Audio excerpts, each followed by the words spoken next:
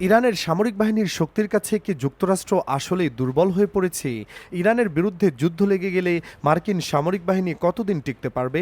সাম্প্রতিক এক গোপন প্রতিবেদনে উঠে এসেছে ভয়াবহ এক তথ্য। মধ্যপ্রাচ্যে অবস্থিত যুক্তরাষ্ট্রের সামরিক ঘাঁটিগুলোতে পর্যাপ্ত এয়ার ডিফেন্স সিস্টেম বা বিমান প্রতিরক্ষা ব্যবস্থা নেই, অর্থাৎ আকাশ সুরক্ষিত নয়। মার্কিন কেন্দ্রীয় কমান্ড বা সেন্টকমের এক শীর্ষ সামরিক কর্মকর্তা সম্প্রতি প্রেসিডেন্ট ডোনাল্ড ট্রাম্পকে এই কঠিন সত্যটি জানিয়েছেন। তিনি স্পষ্ট বলেছেন, ইরানের মিসাইল হামলা ঠেকাতে মার্কিন ঘাঁটিগুলো ব্যর্থ হবে। এই পরিস্থিতিতে প্রশ্ন ওঠে, মার্কিন গোয়েন্দাদের এই সতর্কবার্তা উপেক্ষা করে কি যুক্তরাষ্ট্র ইরানের দিকে হামলা চালাবে, নাকি তারা পিছু হটবে? ইরানের বিরুদ্ধে সম্ভাব্য যুদ্ধ নিয়ে প্রেসিডেন্ট ট্রাম্প যখন নানা সমীকরণ মেলাচ্ছেন, ঠিক তখনই তার আগ্রাসনের পথে বাধা হয়ে দাঁড়িয়েছেন মার্কিন শীর্ষ সামরিক কর্মকর্তা জেনারেল ড্যান কেইন। তিনি জানিয়েছেন, হামলা চালালেও যুক্তরাষ্ট্রের ব্যাপক ঝুঁকিতে পড়বে, কারণ মধ্যপ্রাচ্যে মার্কিন মিত্ররাও এখন তাদের পাশে দাঁড়াতে চাইছেন না। যুদ্ধের গুরুত্বপূর্ণ মুহূর্তে মার্কিন কেন্দ্রীয় কমান্ডকে সহায়তা না করার সিদ্ধান্ত নিয়েছেন তারা। আরও একটি বড় দুশ্চিন্তা হলো অস্ত্র সংকট। মার্কিন ভান্ডারে প্রয়োজনীয় অস্ত্রের পরিমাণ দ্রুত কমে যাচ্ছে। জেনারেল কেইন এর জন্য সরাসরি ইসরায়েলকে দায়ী করেছেন। ইসরায়েলের নিরাপত্তার স্বার্থে যুক্তরাষ্ট্র তাদের গুরুত্বপূর্ণ প্রতিরক্ষা সামগ্রী ইসরায়েলে পাঠিয়েছে, যার ফলে নিজেদের ঘাঁটি রক্ষায় তারা হিমশিম খাচ্ছে। ইসরায়েলি গোয়েন্দারা দাবি করেছেন, ইরানের বিরুদ্ধে যুদ্ধ শুরু হলে মধ্যপ্রাচ্যে মার্কিন সামরিক রসদ সর্বোচ্চ এক সপ্তাহের মাঝেই ফুরিয়ে যাবে। তারা শঙ্কা প্রকাশ করে জানিয়েছেন, ইরানের পাল্টা আক্রমণে মার্কিন অবকাঠামো ব্যাপক ক্ষতির মুখে পড়বে। এদিকে ইরান নতুন করে মিসাইলের উন্মোচন করে যুক্তরাষ্ট্রের উপর মনস্তাত্ত্বিক চাপ তৈরি করেছে। তারা রাশিয়ার নৌবাহিনীর সাথে সামরিক নৌমহড়ায় অংশ নিয়ে প্রেসিডেন্ট ট্রাম্পের মনে ভয় ধরিয়ে দিয়েছে। ইরানের সর্বোচ্চ ধর্মীয় নেতা আয়াতুল্লাহ আলী খামেনি এমনকি যুক্তরাষ্ট্রের রণতরীগুলো সমুদ্রে ডুবিয়ে দেওয়ার হুমকিও দিয়েছেন। এই পরিস্থিতিতে ইসরায়েল যা করছে তা খুবই তাৎপর্যপূর্ণ। নেগেভ মরুভূমির নেভাতিম বিমান ঘাঁটিতে অন্তত 12টি পঞ্চম প্রজন্মের F-22 র্যাপটর যুদ্ধবিমান এনে মোতায়েন করা হয়েছে। এই বিমানগুলোর লক্ষ্য সিরিয়ার আকাশ পার হয়ে ইরাকে প্রবেশ করা ও ইরানে হামলা চালানো। ইসরায়েলের প্রকাশিত ভিডিও ফুটেজ যখন বিশ্লেষকরা খতিয়ে দেখেন, তখন তারা একটি বিশেষ জিনিস লক্ষ্য করেন।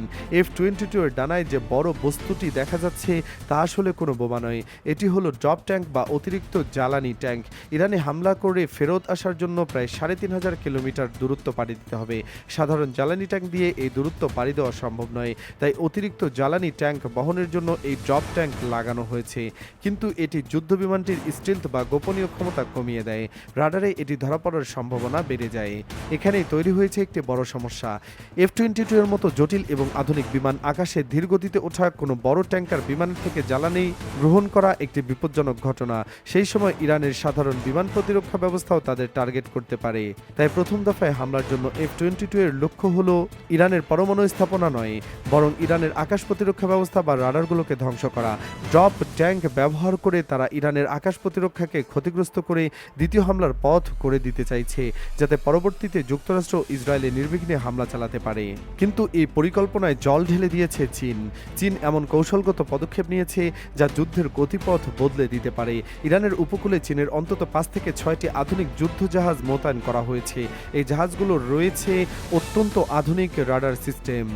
ইরানের ভেতরে চীন একটি কমান্ড সেন্টার তৈরি করে দিয়েছে। 24 ঘন্টা ধরে এই যুদ্ধজাহাজগুলোর রাডার সিস্টেম থেকে লাইভ লিঙ্কের মাধ্যমে ইরান তথ্য পাচ্ছে। এতে ইরানের আকাশ প্রতিরক্ষা ব্যবস্থা আরও শক্তিশালী হয়েছে। এক ধাপ এগিয়ে চীন আরও একটি সাহসী সিদ্ধান্ত নিয়েছে। চীনের সবচেয়ে আধুনিক আর্লি ওয়ার্নিং বা প্রাথমিক সতর্কতামূলক বিমান ইরানের আকাশ সীমায় পাঠিয়েছে তারা। এই বিমানগুলো আকাশে থাকা অবস্থায় পঞ্চম প্রজন্মের যুদ্ধবিমান যেমন F-35 বা F-22 কেও টুকরো টুকরো করে শনাক্ত করতে পারবে। চীনের জিবুতিতে অবস্থিত বিশাল সামরিক ঘাঁটি থেকে 2 থেকে 3টি ইউনিট এমন বিমান নিয়মিত ইরানের আশপাশে টহল দেওয়া হচ্ছে।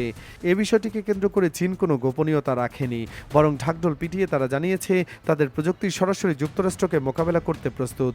স্ক্রিনে বর্তমানে যে বিমানটি দেখা যাচ্ছে তার নাম KJ-3000। এটি চীনের পিপলস লিবারেশন আর্মির জন্য তৈরি একটি অত্যন্ত আধুনিক airborne early warning and control system বা AWAC প্ল্যাটফর্ম। চীনের বিখ্যাত Y-20 কার্গো প্লেনের ওপর ভিত্তি করে এটি নির্মিত। এর ইঞ্জিন অত্যন্ত শক্তিশালী, কিন্তু এর প্রধান বৈশিষ্ট্য হলো এর উপরের অংশে থাকা একটি বিশাল রোটারডোম বা ঘূর্ণায়মান রাডার। এটি একটি active electronical scanned array radar, যা 360 ডিগ্রি কভারেজ দিতে পারে।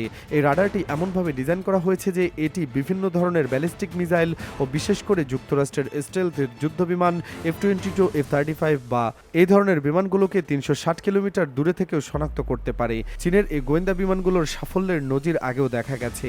দক্ষিণ কোরিয়ার আকাশে ও জলসীমায় যখন যুক্তরাষ্ট্রের দুটি যুদ্ধবিমান উড়ছিল, তখন চীনের এই বিমানগুলো সফলভাবে তাদের শনাক্ত করেছিল ও তাদের টার্গেট সম্পর্কে তথ্য দিয়ে মিসাইল লক করতে সাহায্য করেছিল।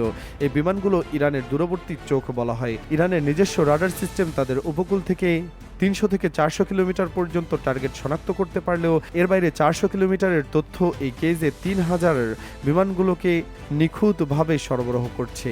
আরব সাগরের পূর্বাঞ্চলে উড়ে বেড়ানো এই বিমানগুলো যুক্তরাষ্ট্রের যুদ্ধজাহাজ, বিমানবাহী রণতরী বা যুদ্ধবিমানের ক্ষুদ্রতম নড়াচড়াও টের পাচ্ছে। তারা শত্রুর রেঞ্জের মধ্যে আসার আগেই ইরানকে সব তথ্য জানিয়ে দিচ্ছে। আধুনিক যুদ্ধের প্রধান অস্ত্র এখন আর গোলাবারুদ নয়, তথ্য বা তথ্য প্রযুক্তি। শত্রুর হামলার পরিকল্পনা বা কৌশল আগেভাগে জানা গেলে তাকে প্রতিহত করা সহজ হয়ে ওঠে। এই তথ্য যুদ্ধে চীনের এই সহযোগিতা ইরানকে এক অনন্য উচ্চতায় নিয়ে গেছে। যুক্তরাষ্ট্রের জন্য এটি এক বিরাট মাথা ব্যথার কারণ যুক্তরাষ্ট্র যতই শক্তিশালী যুদ্ধবিমান থাকুক না কেন, ইরান এখন সেগুলো ভূপাতিত করার বৈধ প্রক্রিয়া জানে। কিন্তু এখানে রয়েছে একটি বড় ফাঁদ।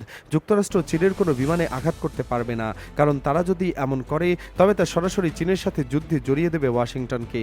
আর চীনের সঙ্গে সরাসরি যুদ্ধ মানে তৃতীয় বিশ্বযুদ্ধের ঝুঁকি। সুতরাং কৌশলগতভাবে যুক্তরাষ্ট্র এখন এক ধরনের পরাজয়ের মুখে। চীন তাদের প্রযুক্তি দিয়ে ইরানকে সাহায্য করছে, কিন্তু যুক্তরাষ্ট্র তাদের বিরুদ্ধে কোনো ব্যবস্থাই নিতে পারছে না। চীনের বার্তা স্পষ্ট, এতদিন ধরে যুক্তরাষ্ট্র পৃথিবীতে একা দাপিয়ে বেরিয়েছে, দুর্বল শক্তিগুলোতে হামলা চালিয়েছে ও কেউ তাদের প্রতিহত করেনি। কিন্তু খেলাটা এখন ফেস টু ফেস। তাদের প্রযুক্তি বনাম চীনের প্রযুক্তি। রাশিয়ার মতো চীনও এখন ইরানের পাশে দাঁড়িয়েছে। তারা ইরানের আকাশে অত্যন্ত সংবেদনশীল ও শক্তিশালী প্রযুক্তি মোতায়েন করেছে, যা সম্পূর্ণ খেলাটাই বদলে দিয়েছে। এটি একটি গেম চেঞ্জার। এখন দেখার বিষয় যুক্তরাষ্ট্র এই চ্যালেঞ্জ মোকাবিলা করতে কী ধরনের নতুন কৌশল নেয়। কিন্তু একটা কথা নিশ্চিত, মধ্যপ্রাচ্যের আকাশে এখন আর আগের মতো নয়। সেখানে এখন পাহারায় রয়েছে চীনের শক্তিশালী চোখ। যুদ্ধ শুরু হওয়ার আগেই তথ্যের লড়াইয়ে ইরান যেন এগিয়ে গেল।